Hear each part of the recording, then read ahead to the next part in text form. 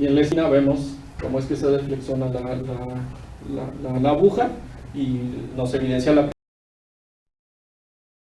Como les digo, ya también es como el voltaje, le voy a nombrar así. Este voltaje lo podemos relacionar con la resistencia por medio de la ley de Ohm y para obtener nosotros la corriente. La corriente eléctrica la medimos nosotros en amperes, el voltaje en volts, bueno, y la resistencia en los ohms. Bueno, para tener esta inducción electromagnética, como veíamos, tiene que haber un movimiento relativo entre el campo magnético y el conductor. Puede haber al menos tres formas en que puede suceder este movimiento relativo. Una es en la figura A, donde el imán es el que se mueve. Bueno, va a haber una inducción de corriente en el conductor, que es el anillo que está en la figura. La otra es ahora el conductor es el que se mueve y el campo magnético está constante. Y la tercera es ahora el disco de cobre es el que se está cambiando de forma. Y en los tres casos tenemos inducción de corriente eléctrica. La última, la fuerza de Lorentz, nos dice que es el resultado de la interacción de la corriente que fluye en un conductor y un campo magnético. Como veíamos, la ley de Ampère nos dice que la corriente induce un campo magnético y bueno, cuando interacciona con un campo magnético externo, pues tiene que suceder algo. Aquí vemos como hay un conductor que se puede mover libremente y bueno, y el circuito. Ahora le acercan un campo magnético externo, energizan el circuito, hay un flujo de corriente y vemos como el conductor por esta fuerza de Lorentz se mueve dependiendo del sentido de la corriente y también del sentido del campo magnético que se le está imponiendo. Ahora hay un cambio de corriente, pues el conductor se debe de mover en el otro sentido. El movimiento del conductor lo podemos, bueno, hay como una regla de que le dicen de la mano izquierda, donde nosotros colocamos el dedo en el sentido del campo magnético, en la corriente con este dedo, y bueno, nos dice que la fuerza de Lorentz va a estar hacia arriba, como está en la imagen. Y en ecuaciones se escribe de esa forma.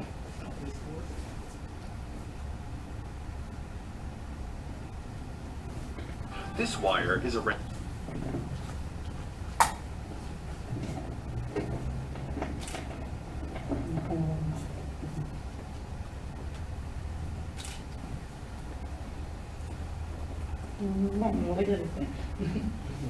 Hola, buenas tardes. Mi nombre es Carla Bello. Yo les voy a hablar un poco de lo que es el dínamo y en qué consiste, ¿no? Sus principios, la teoría un poco. Para empezar, bueno, la primera pregunta es ¿qué es un dínamo? Creo que muchos estamos familiarizados o al menos pues hemos visto, por ejemplo, el dínamo de la bicicleta. ¿En qué consiste? Bueno, de forma general es un dispositivo que convierte la energía mecánica que nosotros, por ejemplo, que nosotros creamos cuando movemos la rueda de la bicicleta en energía eléctrica que, por ejemplo, nosotros usamos en este caso para prender unas luces cuando andamos en la bicicleta. Este es un dinamo muy sencillo y bueno, quiero explicarles de forma general cómo funciona. Para eso voy a hablar del dínamo más sencillo. ¿En qué consiste el disco de Faraday? Bueno, pues tenemos un conductor, en este caso es un disco, puede ser de cobre, también en nuestro proyecto es un disco de cobre que tenemos, el cual se encuentra moviéndose o rotando en un campo magnético. De acuerdo a la ley de inducción de Faraday que anteriormente mencionó mi compañero Adrián, cuando nosotros movemos un conductor en un campo magnético vamos a generar una diferencia de potencial o una fuerza electromotriz. Diferencia de potencial nosotros la podemos medir entre el punto A, que es el centro del disco, y el punto P, que es el borde.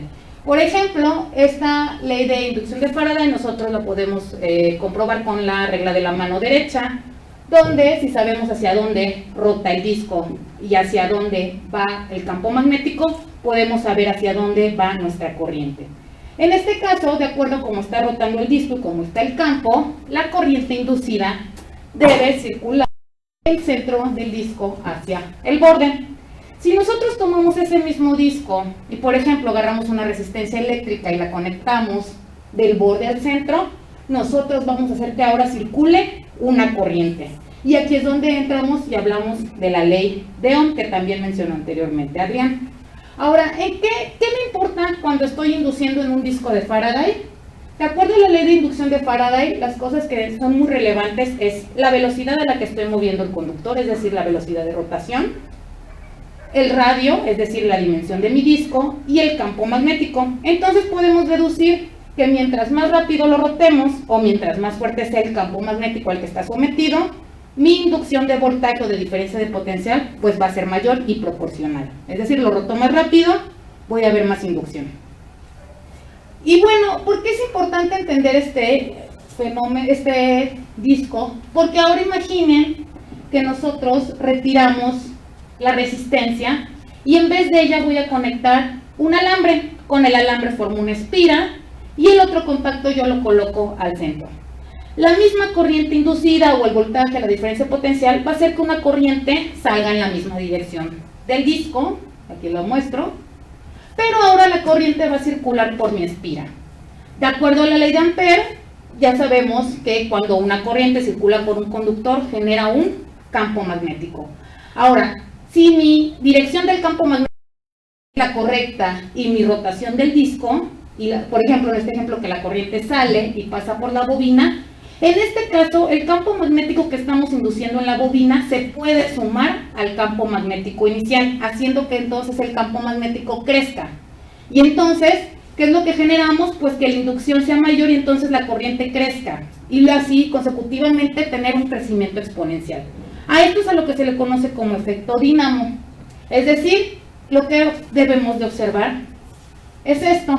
Nosotros podemos ir rotando nuestro disco, incrementando la velocidad de rotación, y lo que vamos a obtener es pues que la diferencia de potencial se va incrementando, pero hay un punto que nosotros, mediante teoría, se calcula y se le conoce como umbral. Es esa velocidad en la que en nuestro disco, en nuestro dínamo de disco, debe aparecer ese crecimiento exponencial en la corriente como en el campo magnético.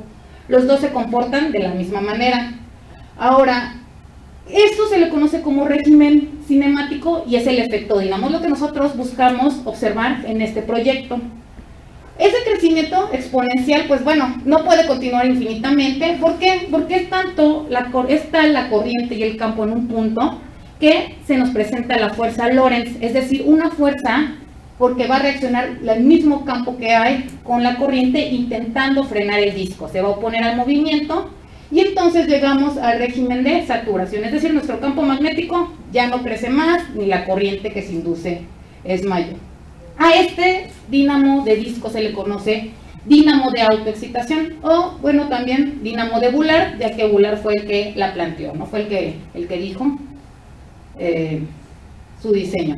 La fórmula, la ecuación más bien que define este sistema, bueno, se define mediante la segunda ley de Kirchhoff, donde decimos que el voltaje inducido en el disco pues tiene que ser igual a las caídas de potencial de la bobina y de los contactos eléctricos. Es por eso que es muy importante la resistencia en los contactos eléctricos. Como mencionaba el doctor anteriormente, normalmente, por ejemplo, usar contactos deslizantes como escobillas de carbón tienen resistencias eléctricas bastante altas, que entonces a nosotros el umbral nos lo cambiaría a tener rotaciones muy altas o hacer un disco muy grande.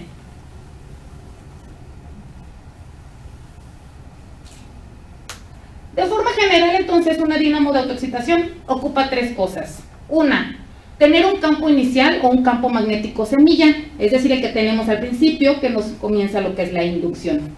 Por segunda, tener una simetría correcta. ¿Qué significa? Ya lo mencioné anteriormente, tener, de acuerdo a la dirección del campo y la rotación del disco, que la corriente inducida en la bobina, pues el campo magnético se me pueda sumar al campo magnético inicial. Porque, ¿qué pasa si yo roto mi disco en sentido contrario? Cambiaría de sentido la corriente y también de mi campo, y entonces en lugar de haberse incrementado mi campo se podría sustraer, es decir, se podría caer en lugar de aumentarse. Y por último, pues ocupamos con qué mover el disco. Debido a estas problemáticas de la resistencia en contactos y las rotaciones muy altas, no se ha podido llevar a cabo un dínamo de disco, pero sí existe el efecto dínamo, se ha comprobado en dínamos, por ejemplo, de sodio líquido. Hay 3 ejemplos, hablo del dínamo de Riga. Este es un dispositivo en el que en lugar de mover un disco sólido, ellos mueven metal líquido. Solo para comentar, pues bueno, este prototipo mide 3 metros de alto, calientan el sodio a altas temperaturas y lo rotan bastante rápido. Podemos observar aquí como las rotaciones y vemos un crecimiento exponencial. En este caso el campo magnético es oscilante, es decir, tiene una parte positiva y una parte negativa. Hablando del dínamo de Karlsruhe, es un arreglo similar, pero ahora se hace un arreglo de varios tubos donde el metal sube y baja. Y bueno, lo que obtenemos también es la autoexcitación de un campo magnético, pero en este caso no es oscilante. También tiene dimensiones bastante grandes este prototipo, usa mucha potencia mecánica y pues bueno, el campo magnético está alrededor de 6 militeslas. Otro dínamo es el dínamo de von Karman. Bueno, pues igual hacen rotar el metal líquido con propelas, usan sodio. Aquí usan 100 litros de sodio y bueno, también ocupan mucha potencia mecánica. Aquí podemos observar lo que es la autoexcitación del campo magnético. Entonces, ¿qué es importante cuando se diseña, cuando se toma en cuenta para el diseño de un dínamo de disco? Pues bueno, acá lo que muestro arriba simplemente es la segunda ley de Kirchhoff, donde digo que la diferencia de potencial en mi disco debe ser igual a la diferencia potencial de la bobina más la de los contactos. Para esto tengo que encontrar la diferencia de potencial de cada una de sus partes. Por ejemplo, hablando del disco, se utiliza la ley de Ohm para conductores en movimiento. Esto debido a que pues mi disco está rotando. Para la bobina trabajamos con la ley de Ohm normal. Y para contactos eléctricos, pues usamos la ley de Ohm que todos conocemos, que es corriente por resistencia. El cálculo de la resistencia es muy importante para poder, pues, calcular todo esto. El hacer este estudio nos arroja un dato muy importante que se llama Reynolds magnético. ¿Por qué es importante? Porque en ese dato, una vez que se calcula, nos puede decir cómo tiene que ser la velocidad de rotación a la que nosotros vamos a ver que se aparece ese efecto. También esta se calcula pues a partir de las dimensiones, de los contactos, etc. Ahora, ¿qué cambio hubo en el diseño? Que fue como bastante lo primordial, ¿no? En este proyecto. Pues como mencionó anteriormente el doctor, no se usaron contactos sólidos, se optó por contactos de metal líquido. Y si se fijan, está el disco y pues de cierta forma en él embona la bobina. Los contactos se realizan mediante metal líquido y entonces pues lo que hacemos es tener muy buena área de contacto. Este es el contacto externo y tenemos el contacto interno, que es como el punto A y el punto P que veíamos en la dínamo de Bullard. Así es como se observa pues ya en la realidad. Tenemos una bobina, tenemos un disco y contactos de metal líquido. ¿Qué pasa con la bobina? En este caso se optó por una bobina plana, es decir, no se usó la típica bobina de un alambre enrollado. ¿Por qué? ¿Qué pasa con una bobina enrollada? La corriente siempre hace esto, es decir, tiene una dirección, recorre una dirección azimutal. Pero cuando se diseña una bobina plana, la corriente no solo va en esta dirección, sino que también tiene una dirección radial. Es decir, hay dos componentes de corriente, una radial y una azimutal. Esta bobina se diseñó de forma que la relación entre esas dos corrientes siempre es una constante. Y esa constante, bueno, arrojó que el diseño es una espiral logarítmica. Esto se encuentra lo pueden buscar, se encuentra pues hasta en la naturaleza.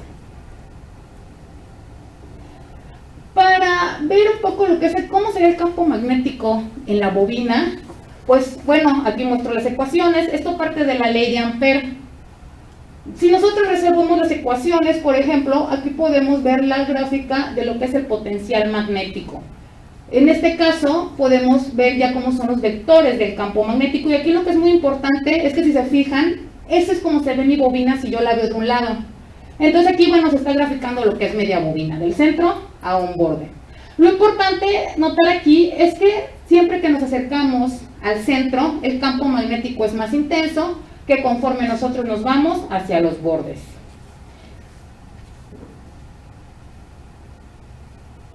¿Y en qué ocupamos medir para ver que este proyecto, pues sí, que si vemos o no vemos el efecto dínamo? Bueno, primero, se hizo, de cierta forma teníamos que controlar un poco cómo iban a ser las rotaciones del motor, por lo que, bueno, se utilizó un variador, el cual se conectó a la computadora, se hizo un programa para su control. Esto para decir, bueno, quiero llegar a tal velocidad en tanto tiempo. Por ejemplo, podemos programar rampas, se utilizó LabVIEW.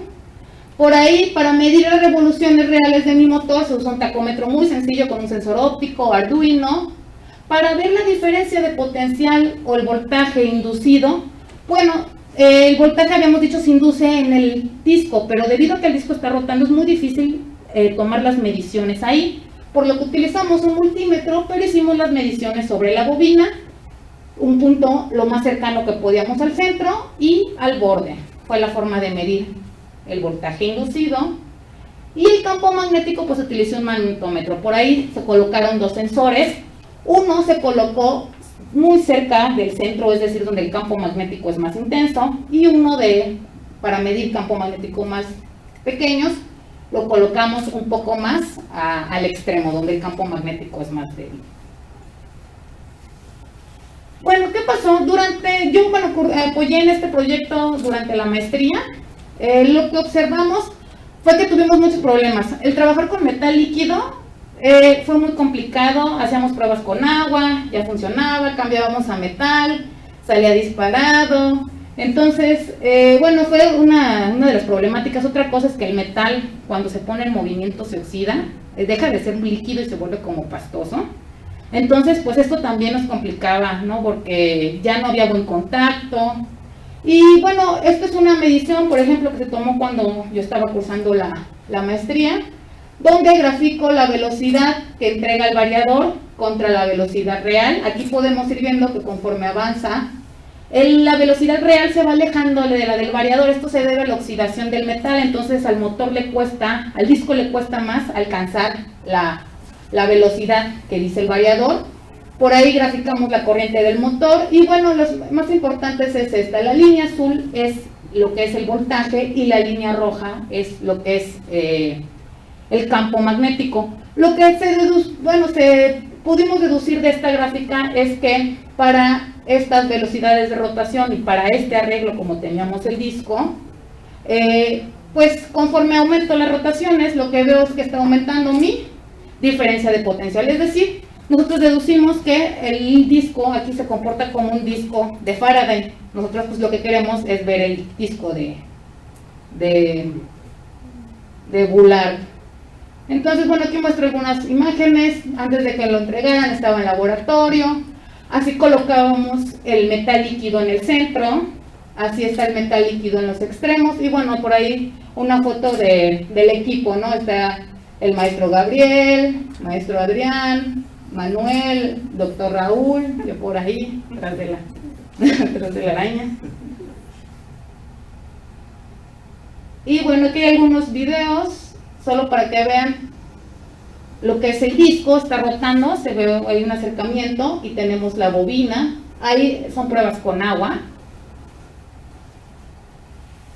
Acá podemos ver cómo el agua se va pegando a las paredes conforme va rotando. Obviamente aquí pues no tenemos la bobina, la retiramos, solo era para ver qué pasaba con el agua. Aquí es igual, es a más altas revoluciones, entonces pues el agua ya está más adherida a las paredes. Pero bueno, una vez que pensábamos que ya estaba bien con agua, cuando hacíamos pruebas con metal, pues siempre tenemos muchas sorpresas, ¿no? Por ejemplo, ahí empieza a salir el metal, crea olas, después de determinadas revoluciones ya salía disparado, ¿no?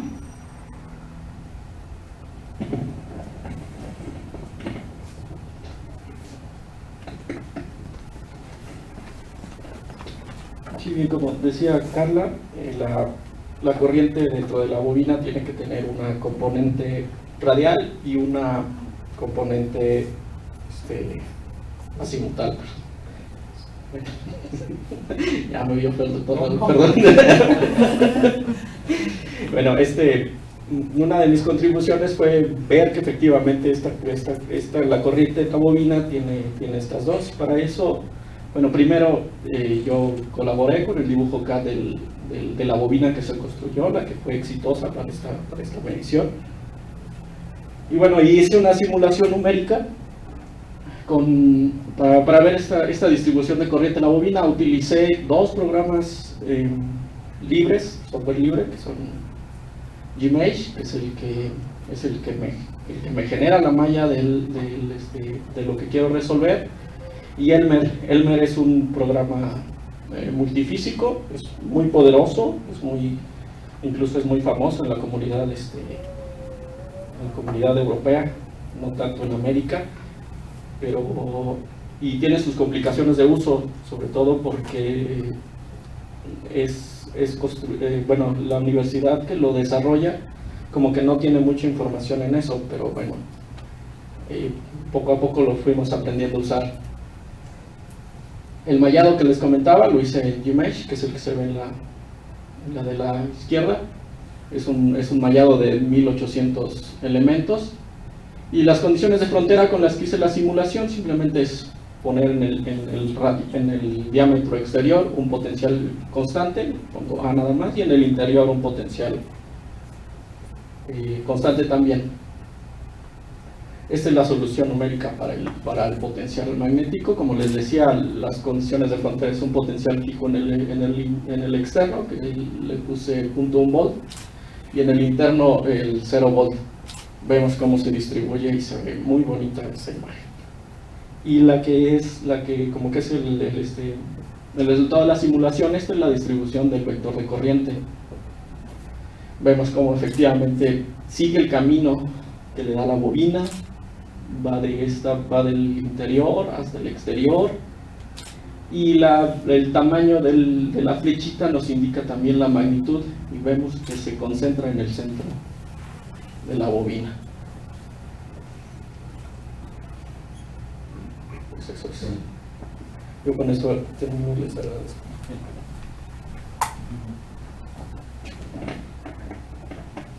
Pues bueno, ya nos hemos colgado mucho en la presentación. La verdad no es fácil que los tres nos ajustemos a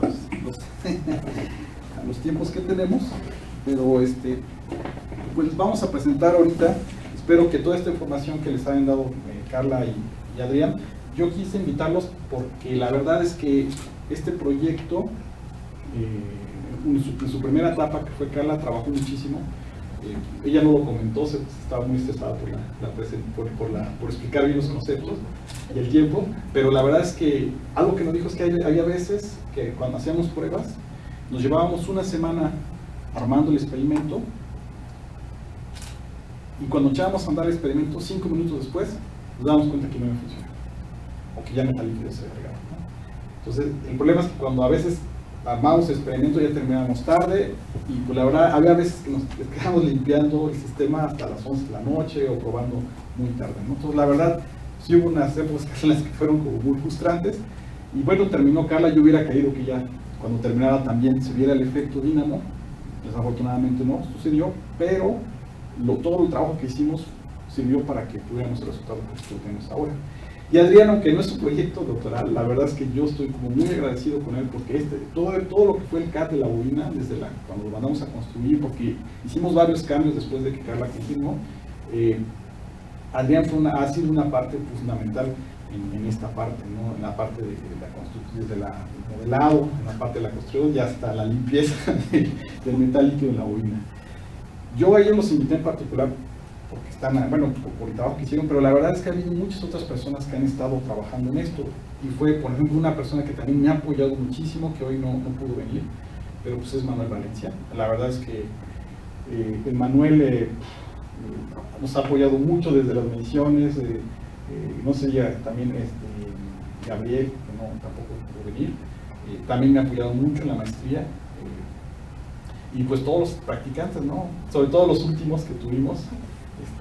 La verdad, no he tenido creo que mejores practicantes que los que Carla me consiguió, bueno, para sus alumnos. Carla es una gran profesora en Altec. La verdad es que excelentes chicos, con mucha disposición, ¿no? O sea, y la verdad también ellos fueron como que, vamos a ver los videos, déjenme mostrarles aquí unos videos donde quiero mostrar un poco, a ver, déjenme, vamos a ver, no van a aparecer en orden, a ver si, entonces, a ver si se ven, esto es muy importante. Esta es una prueba que hicimos Adrián y yo, fue la última donde vemos el efecto. Aquí lo que estamos mostrando es el campo magnético que se induce en la bobina. Lo que hacemos, ¿se acuerdan si ustedes? Bueno, creo que va a ser más fácil verlo aquí. Está medio pesado, sí está pesado. Pero bueno, imagínense que esta es la bobina, estoy viendo de frente. Y lo que voy a hacer es que voy a colocar un sensor, déjenme poner una brújula, aquí, más pegada al centro y otra hacia afuera. Ahorita lo que voy a mostrar es solamente una de los sensores, en particular voy a mostrar el sensor que está más pegado hacia la parte externa. Se van a mostrar, el sensor muestra 3 componentes del campo, X, Y y Z. La vertical es la componente BY y las dos paralelas a la superficie pues son BX y BZ en este sistema. Y la blanca que se va a ver ahí es como la magnitud de las componentes, ¿no? del vector pues, del campo magnético, ¿no? Y lo que vamos aquí a observar, ahorita bueno, pues, con el tiempecito que me di es para, vamos a empezar a rotar, ustedes van a escuchar cómo,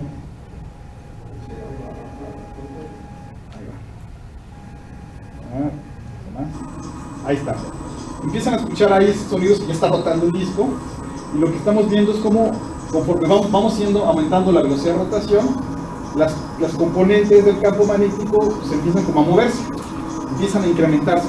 Dependiendo de la dirección del campo, pues el valor va a ser como positivo o negativo, pero su magnitud va incrementándose siempre. Aquí, si se fijan, la componente que normalmente yo espero que debería de ver más amplificada, pues se vea BY, que es la vertical. Pero, ojo, va a depender de dónde ponga el sensor después. Si hay tiempo, les comentaré. Pero si se fijan, quiero que observen la componente BX, o sea, la paralela. Por donde está ubicado el sensor, la componente que debería amplificarse más es justamente de. Entonces, bueno, pues ahí está rotando, se oye. ¿Cómo nos damos cuenta cómo va aumentándose la velocidad de rotación? Se escuchan que se oye más ruido, ¿no?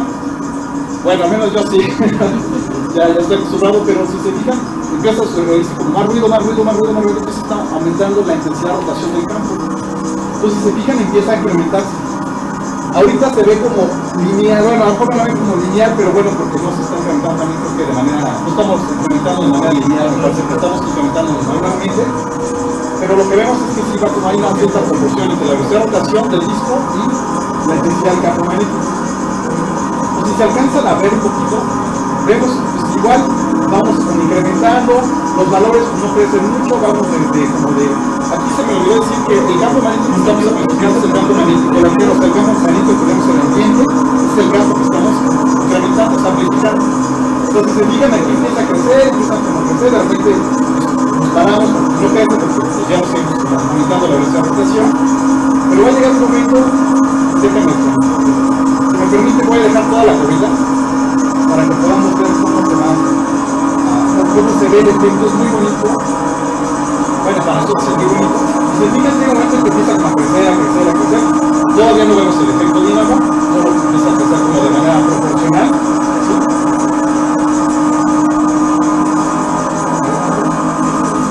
¿Se escucha cómo empieza a aumentar la velocidad de rotación?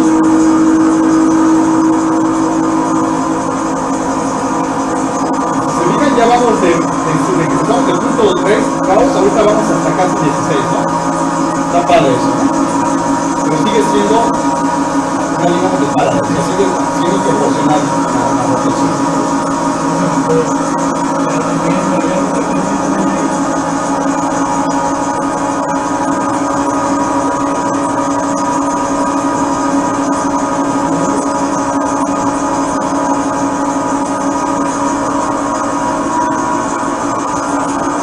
Aquí, observen este crecimiento. Si ven cómo empieza a crecer exponencialmente, o sea, como de repente crece, vean los valores, es ahí donde estamos obteniendo el efecto de nada. Si se fijan, después decae porque el campo magnético se incrementa tanto que empieza a frenar el motor, o sea, el disco y el disco pues frena el motor.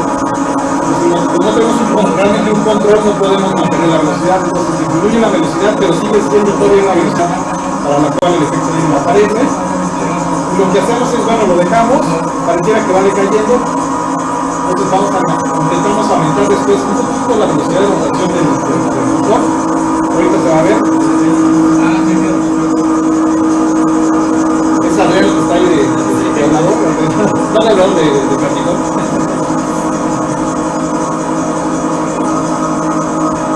Bueno, entonces quiero que vean los valores. Bueno, pues se mantiene, pues sí, más o menos se mantiene, pero vean los valores. Amplificamos de 0.3 a 30. La verdad, solo se puede lograr con efecto exponencial de cambio. Entonces, dijimos, bueno, pues parece que hace más o menos se mantiene, llegamos con el récord de saturación. Son 3 minutitos. Hasta ahí todo funciona bien. Si se fijan, el contacto metálico parece que funciona bien.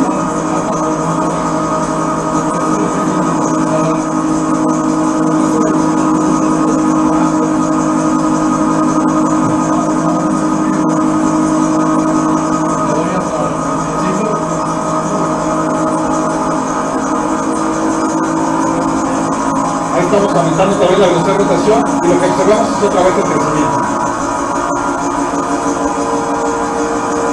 Y ahora no va yo otra vez sube hasta 60. O sea, el motor tuvo la fuerza, pues el torque, le llevamos hasta 60. Y otra vez. Es tanta la fuerza magnética que se genera que empieza a frenar el disco. Empieza a haber un juego entre la fuerza magnética y la rotación del torque del disco. Entonces, bueno, vemos que llegamos hasta valores de casi 60 en magnitud, pues 80. Acuérdense que estamos amplificando un campo de 0.3 Gauss hasta 80, es muchísimo. Y la velocidad de rotación, ¿no me lo han preguntado? Pues yo sé que no lo sé. La velocidad de rotación que estamos teniendo ahí es del orden de 400 revoluciones por minuto. Entonces, el efecto dinámico lo estamos observando entre 350 y 400. Es un resultado muy sorprendente porque en el cálculo teórico que hicimos, estamos estimando que las revoluciones a las cuales debe aparecer el efecto es a 500 revoluciones. Pero experimentalmente lo estamos viendo que todo todavía más. Normalmente, cuando hacemos la teoría, observamos al revés, ¿no? Pero ahora, bueno, pues hay que revisar el modelo, pero también hay que ver toda la construcción en la cual estamos viendo. Aquí estamos disminuyendo la velocidad de rotación, decae el campo y ¿qué creen que pasa aquí? Esto que vemos aquí horriblemente es que empezamos a perder contacto eléctrico. Nuestro sistema funciona bien, después de cierto tiempo, no sé, como unos 3 minutos. El problema con eso es que el metal líquido, los contactos se degradan. Se degrada, que se seca, se hace como una especie de moho, se hace nudo, se hace polvo, se empieza a perder el contacto hasta que tenemos velocidad de rotación muy alta, no sé, 600 revoluciones, y si se fijan, ya los valores del campo decaen muchísimo. Empieza a oscilar. Cuando empieza a oscilar el campo, estamos teniendo una fluctuación en el contacto eléctrico. Entonces ya no medimos nada. ¿Sí? Entonces, bueno, pues ahí está el resultado del último corrida que hicimos. Y pues ya, ahorita ya no se ve nada. Ya perdimos el contacto.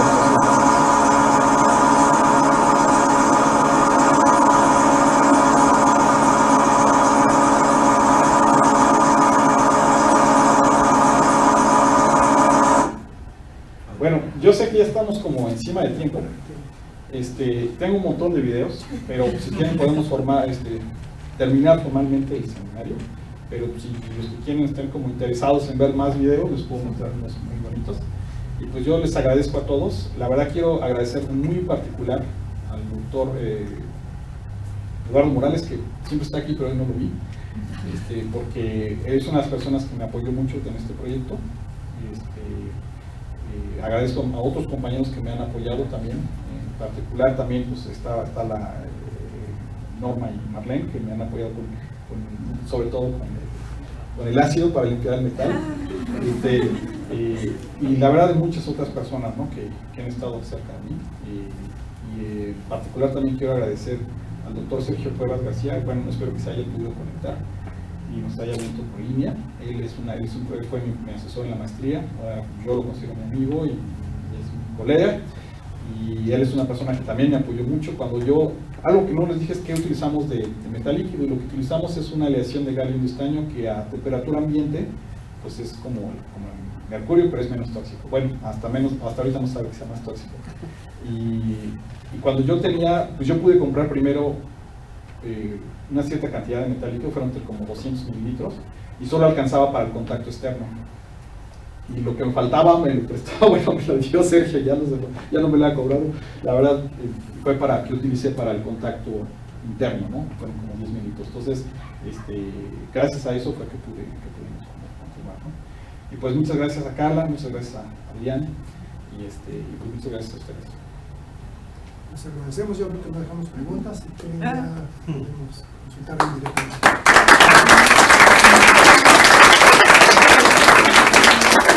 Damos el reconocimiento, uno para cada quien, aunque nos faltan dos.